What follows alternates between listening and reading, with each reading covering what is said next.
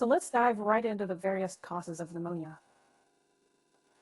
Pneumonia is a lung infection that can be caused by different types of microorganisms, including bacteria, viruses, and fungi. Each type can affect the lungs differently, and the severity of the infection can vary depending on the cause and the person's overall health. Bacterial pneumonia is the most common form, often caused by Streptococcus pneumoniae. This type of pneumonia can be severe, especially for older adults, young children, and those with weakened immune systems. Another common bacterial cause is Haemophilus influenza, often affecting people with chronic lung disease. Viral pneumonia, on the other hand, is typically less severe than bacterial pneumonia and is usually caused by respiratory viruses like the flu or respiratory syncytial virus. However, in some cases, viral pneumonia can worsen and lead to a secondary bacterial infection. fungal pneumonia is less common and usually affects people with weakened immune systems, or those who have inhaled large amounts of fungal spores from the environment, such as soil or bird droppings. Some examples of fungi that can cause pneumonia include Aspergillus, Cryptococcus, and Histoplasma. Now, let's discuss some risk factors that can increase the likelihood of developing pneumonia. Smoking is a significant risk factor, as it damages the lungs and impairs their ability to clear out infections. Chronic lung diseases like asthma, chronic obstructive pulmonary disease, or cystic fibrosis can also make a person more susceptible to pneumonia due to the ongoing inflammation and damage to lung tissues. A weakened immune system, which can result from conditions like HIV/AIDS, cancer treatments, or long-term use of immunosuppressive medications, can also increase the risk of pneumonia. Finally, age plays a role as well, with young children and older adults being more vulnerable to pneumonia due to less developed or weakened immune systems. Now that we've discussed the causes of pneumonia, let's move on to the symptoms and signs of this lung infection.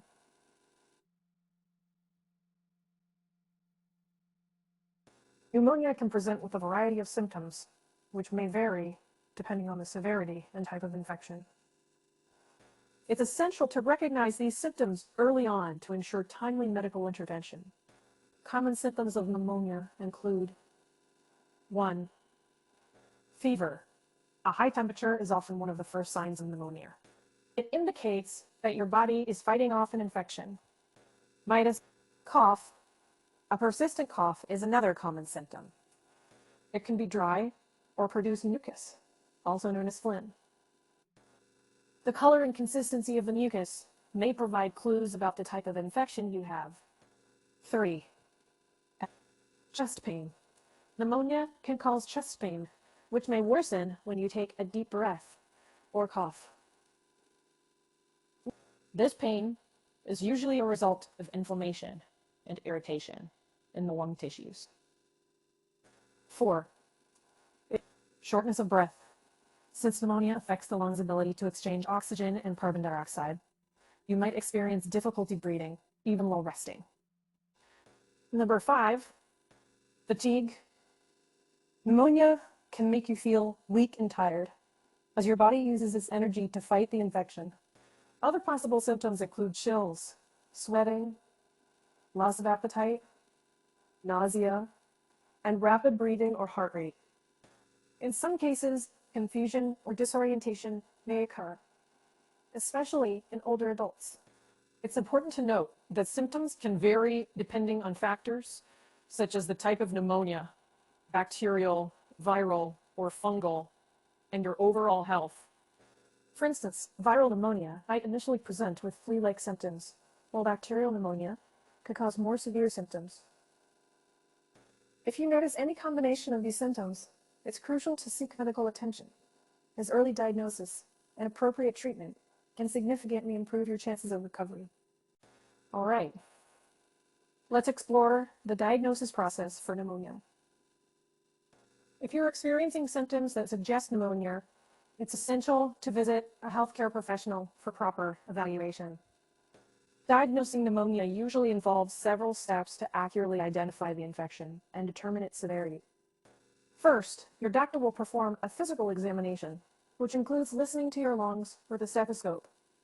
They'll be looking for any abnormal sounds, like crackling or wheezing, which could indicate the presence of an infection.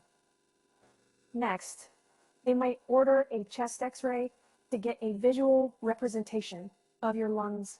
Chest x-rays can often reveal the presence of inflammation or fluid buildup in the lungs, which are common signs of pneumonia. Blood tests are another essential part of the diagnosis process. These tests can help determine if your body is fighting an infection and may provide clues about the cause, such as bacterial or viral. Blood samples may also be used to test for specific pathogens if your doctor suspects a certain type of pneumonia. Sputum analysis, also known as a sputum culture, involves collecting a sample of the mucus you cough up. This sample is then sent to a laboratory where it's tested for the presence of bacteria, viruses, or fungi. Identifying the specific microorganism causing your pneumonia can help your doctor prescribe the most effective treatment. Usually, salpay. In some cases, additional tests may be necessary, such as a CT scan of the chest or bronchoscopy, where a small camera is inserted into your airways to examine the lungs more closely. Once your doctor has gathered all of the necessary information, they'll be able to determine the severity and cause of your pneumonia, which will guide the appropriate treatment plan. Remember, early diagnosis and treatment are crucial for a successful recovery from pneumonia.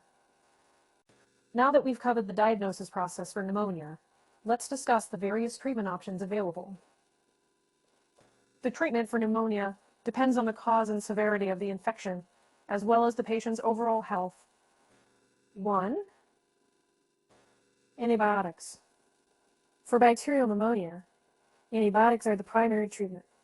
The choice of antibiotic depends on the specific bacteria causing the infection, as well as potential resistance patterns in your community. It's essential to complete the full course of antibiotics as prescribed by your doctor, even if you start to feel better before finishing the medication. 2. Antiviral medications. If your pneumonia is caused by a virus, such as the flu, antiviral medications may be prescribed. These drugs can help reduce the severity and duration of the infection. It's important to start antiviral treatment as soon as possible, ideally within the first 48 hours of symptom onset, for maximum effectiveness. Well, oxygen therapy. In some cases, particularly if you're having difficulty breathing or your blood oxygen levels are low, oxygen therapy may be necessary. This involves providing extra oxygen through a nasal cannula, face mask, or in severe cases, mechanical ventilation. For this, supportive care. Regardless of the cause of pneumonia, supportive care is essential for a successful recovery. This includes getting plenty of rest, staying hydrated, and taking over-the-counter medications to manage fever and pain. In some cases, hospitalization may be required for close monitoring and additional supportive care, especially for severe infections or those with underlying health conditions. It's important to remember that early diagnosis and appropriate treatment are crucial for overcoming pneumonia. Be sure to follow your healthcare provider's recommendations and complete your prescribed course of treatment to ensure the best possible outcome. Finally, let's discuss some preventative measures that can help reduce the risk of pneumonia. Adopting these practices can support a strong immune system and keep you healthier overall. One follow-up is vaccination. Vaccines are available to protect against some of the most common causes of bacterial and viral pneumonia. For example, the pneumococcal vaccine helps protect against Streptococcus pneumoniae, while the annual flu vaccine reduces the risk of influenza-associated pneumonia. It's essential to follow the recommended vaccination schedule for your age group and specific health conditions as advised by your healthcare provider.